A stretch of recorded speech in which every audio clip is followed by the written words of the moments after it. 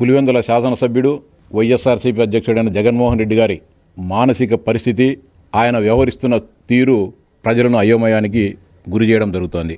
తన బాబాయ్ వివేకానంద రెడ్డి గారి గొడ్డలి పోటును గుండెపోటుగా ఏ విధంగా ఆ రోజు ఏమార్చి ప్రచారం చేసి ఈ సమాజాన్ని నమ్మించి 2019 ఎన్నికల్లో విజయం సాధించారో అదే విధమైన ఒరవడిని, అదే విధమైన పద్ధతిని నేటికి కూడా ఆయన అవలంబించడం జరుగుతోంది.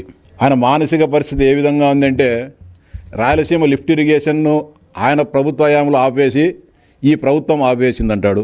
కంపెనీలు వస్తూ ఉంటే నేనే ఆ కంపెనీలు తెస్తాను, క్రెడిట్ స్టోర్ అని మాట్లాడతాడు. కియా ఫ్యాక్టరీని నేనే తెచ్చాను, నేనే నిర్మించానంటాడు.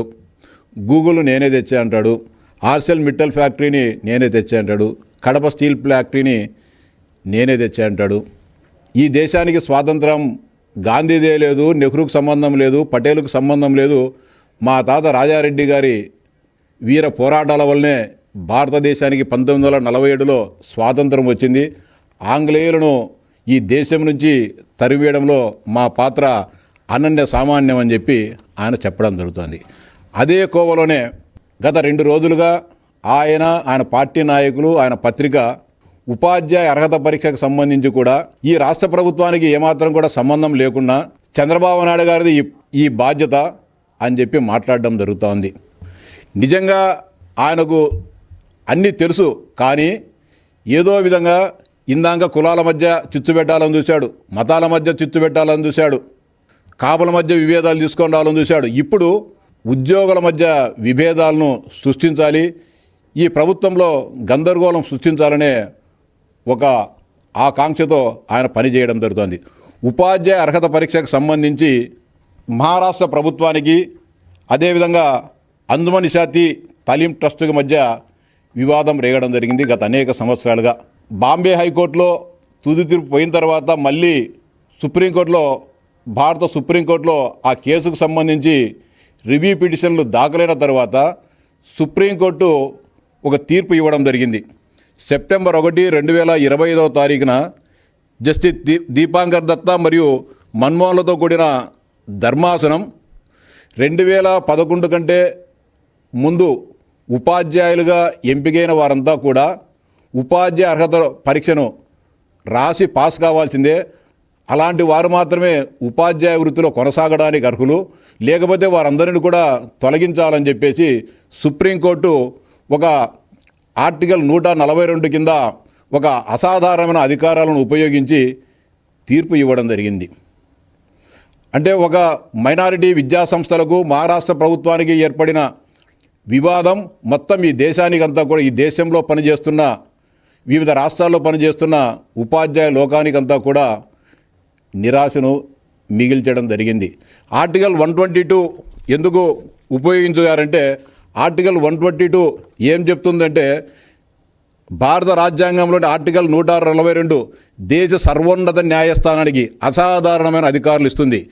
ఏదైనా కేసులో సాధారణ చట్టాలు అందుబాటులో లేనప్పుడు లేదా వాటి వల్ల ఆలస్యం జరుగుతున్నప్పుడు సుప్రీంకోర్టు పూర్తి న్యాయం అందించడానికి ఈ అధికారాన్ని ఉపయోగిస్తుంది.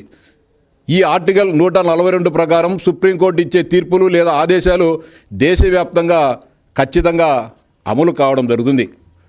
ఆ నేపథ్యంలో భారత సుప్రీంకోర్టు ఈ దేశంలో ఉన్న ప్రతి ఒక్కరూ 2011 కంటే ముందు నియామకాలు పొందిన ప్రభుత్వ ప్రైవేటు ఉపాధ్యాయులంతా కూడా టెట్ పాస్ కావాలని చెప్పి ఆదేశాలు ఇవ్వడం జరిగింది. దానిపైన కేంద్ర ప్రభుత్వం, అనేక రాష్ట్రాలు, ఆంధ్రప్రదేశ్ ప్రభుత్వం కూడా గత ఏడాది సుప్రీంకోర్టులో ఇది కరెక్ట్ కాదు, ఈ తీర్పును సవరించండి అని చెప్పి రివ్యూ పిటిషన్లు కూడా సుప్రీంకోర్టులో దాఖలు చేసింది.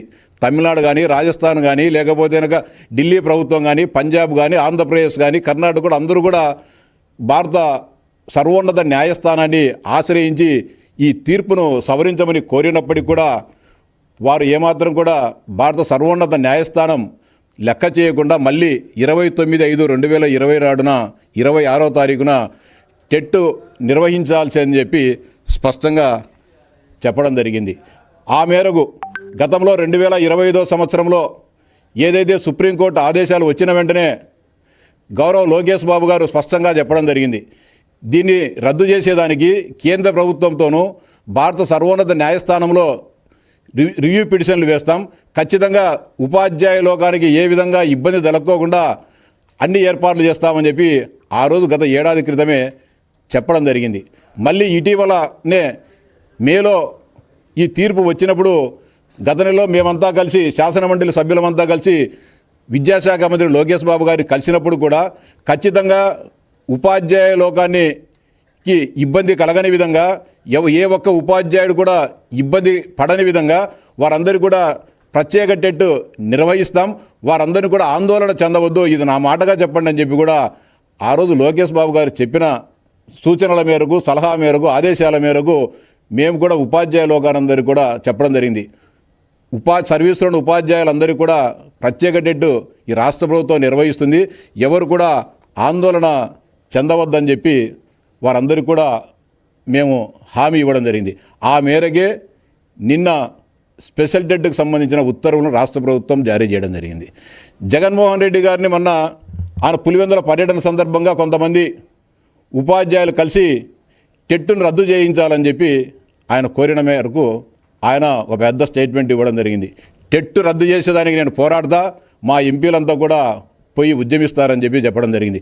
మళ్ళీ నిన్న ఏం చేశాడు, టెట్ ఇన్ సర్వీస్ టీచర్లకు టెట్ రద్దు చేయాలి, లేకపోతే నేను ఉద్యమిస్తా అని చెప్పిన ఎక్స్లో ఆయన పోస్ట్ చేసిన 2 గంటలకే చంద్రబాబు నాయుడు గారు, లోకేష్ బాబు గజ్జ గజ్జ గజ్జ గజ్జ గజ్జ వణిగిపోయి ఇన్ సర్వీస్ టీచర్లందరికీ ప్రత్యేక టెట్ నిర్వహిస్తామని చెప్పి ఆదేశాలు ఇవ్వడం జరిగింది, ప్రభుత్వ ఉత్తర్వులు ఇవ్వడం జరిగిందని చెప్పి ఎక్స్ వేదికగా ఆయన చెప్పడం జరిగింది.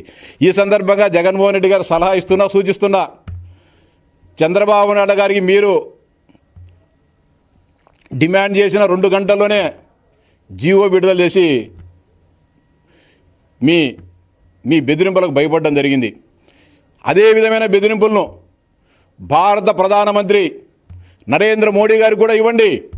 40 గంటలు మీకు సమయం ఇస్తున్నా, మీరు భారత పార్లమెంటులో ఈ టెట్ రద్దు చేయాలని చెప్పి రాజ్యాంగ సవరణ చేసినా సరే టెట్ను రద్దు చేయండి, లేకపోతే మీ ప్రభుత్వాన్ని కూలదోస్తా అని చెప్పి ఢిల్లీ ప్రభుత్వానికి మీరు భారత ప్రధానమంత్రి మోడీ గారికి హెచ్చరిక జారీ చేయాలని చెప్పి ఈ సందర్భంగా నేను జగన్మోహన్ రెడ్డి గారికి సవినయంగా విజ్ఞప్తి చేస్తున్నా.